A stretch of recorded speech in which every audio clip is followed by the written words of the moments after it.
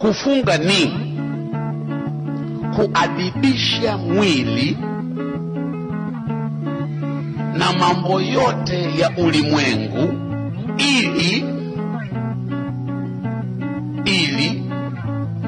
kuamsha nguvu ya Mungu iliyoko ndani yako ili uweze kuchukua nafasi yake iliyokusudiwa katika maisha yako ya wokovu.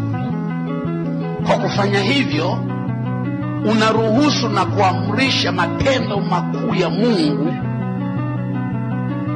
maajabu yake na miujiza yake kudhihirika kwako. Unapofanya hivyo, kwa mfano, ninatoa tu mfano, unaweza ukafika mahali duka lako haliendi,